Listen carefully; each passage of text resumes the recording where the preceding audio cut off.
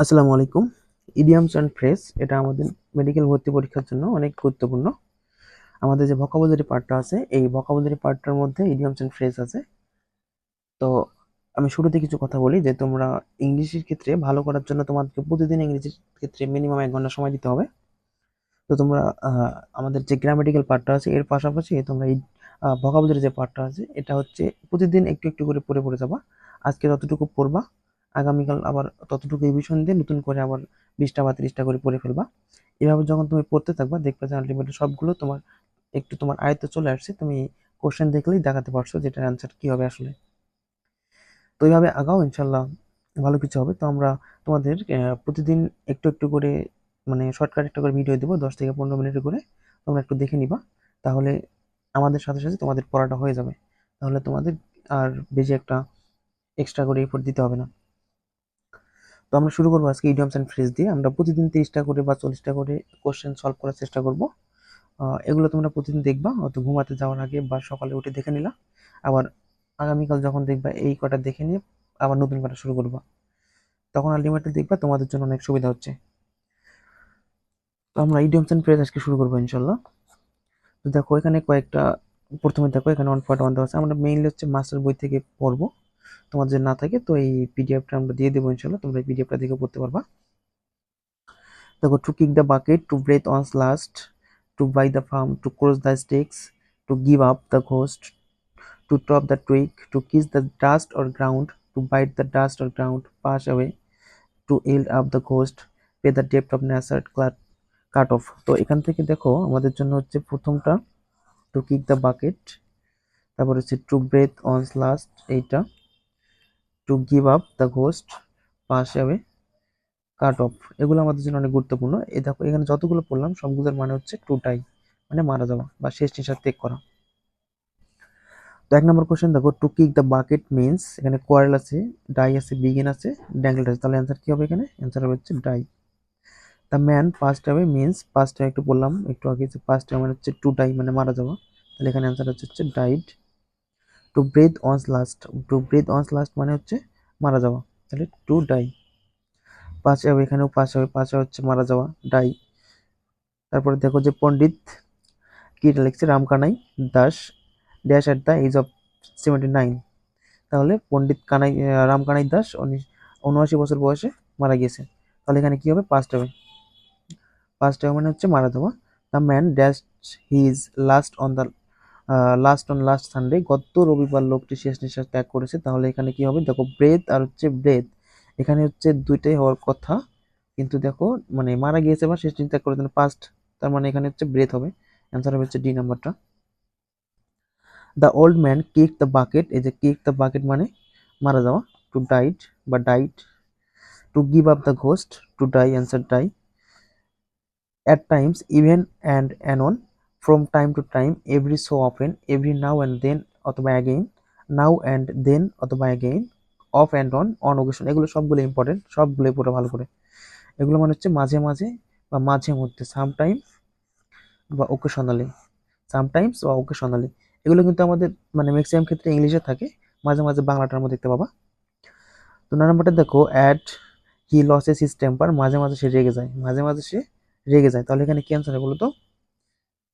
এখানে কি অ্যান্সার হবে বলো? এখানে অ্যান্সার হবে হচ্ছে টাইমস। এই যে প্রথমটা যে অ্যাট টাইমস, এই যে at Times. He visits us now and again, now and again মানে কি? মাঝে মাঝে। ওই দেখো এখানে আছে হচ্ছে ওকেশনালি, অ্যান্সার হবে হচ্ছে বি নাম্বারটা, ওকেশনালি।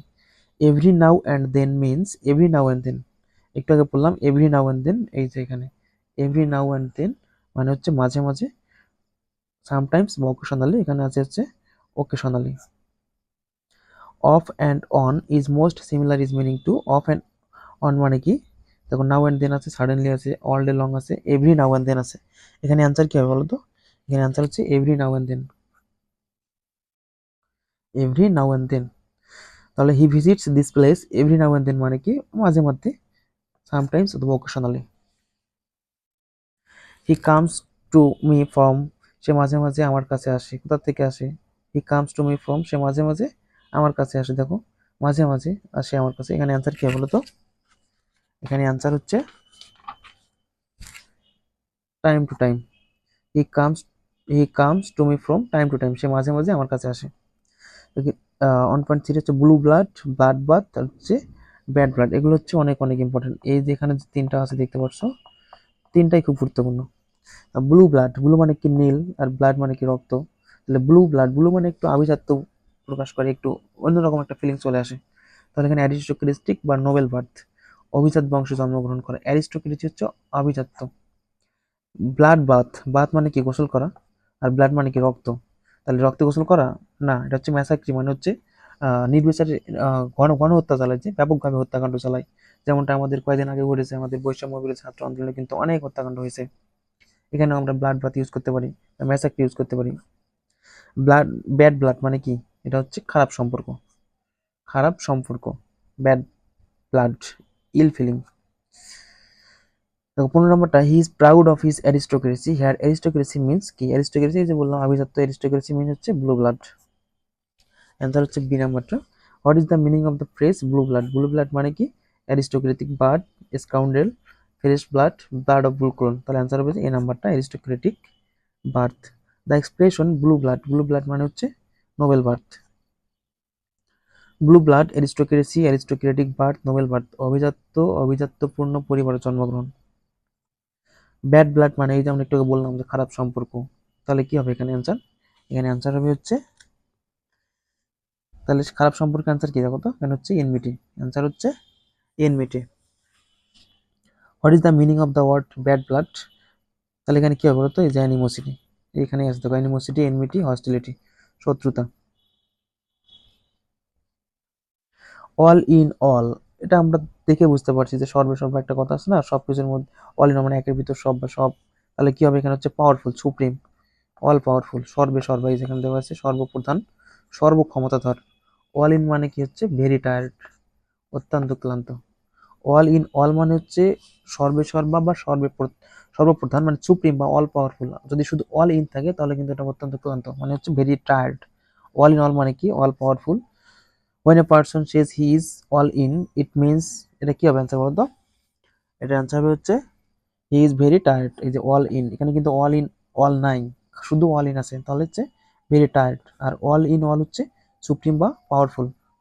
আউট অ্যান্ড আউট মানে হচ্ছে থ্রোলি, আর আউট অ্যান্ড অ্যাবাউট হচ্ছে অ্যাক্টিভ। এটা হচ্ছে তোমার অসুস্থতার পরে সুস্থ বা সক্রিয় হওয়া, এটা হচ্ছে আউট অ্যান্ড অ্যাবাউট বোঝায়। আর আউট অ্যান্ড আউট হচ্ছে থ্রোলি, মানে সম্পূর্ণরূপে। He is out and out, এটা অ্যান্সার কি হবে বলো তো? এটা অ্যান্সার হচ্ছে he is out and out, এটার অ্যান্সার হবে হচ্ছে ইন এভরি রেসপেক্ট, সি নাম্বারটা। Out and out means not at all, brave, thoroughly, wholeheartedly. তাহলে এর অ্যান্সার কি হবে, থ্রোলি, সি নাম্বারটা। আউট অ্যান্ড আউট মিনস এখানে হচ্ছে কি হবে বলতো অ্যান্সার? 24-এর অ্যান্সার কি? 24-এর অ্যান্সার হচ্ছে অ্যাবসোলুট।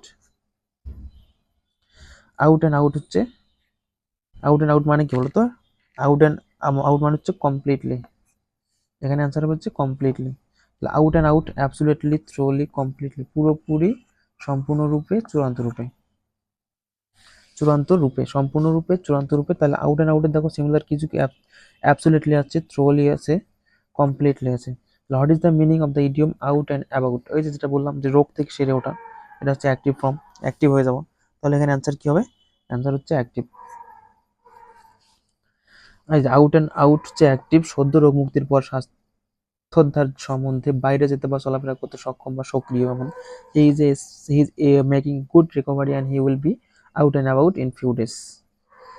তাহলে আমরা আজকে এই সাবজেক্টটা পড়লাম, আগামীকাল আমরা আরো কিছু পড়বো ইনশাল্লাহ। আমরা প্রতিদিন একটু বেশি করে দেওয়ার চেষ্টা করবো, 40টা বা 50টা করে সলভ করবো। তোমরা এই প্রতিদিন এই 40টা 50টা করে একবার করে দেখবা, একবার করে দেখবা, একবার করে মনে করবা, তাহলে দেখবা ইনশাল্লাহ আহ তোমাদের মুখস্থ রাখতে অথবা মনে রাখতে খুব সহজ হবে। একটা কথা আছে না, তোমার পড়ার থেকে শুনলে পড়া বেশি ভালো মনে থাকে।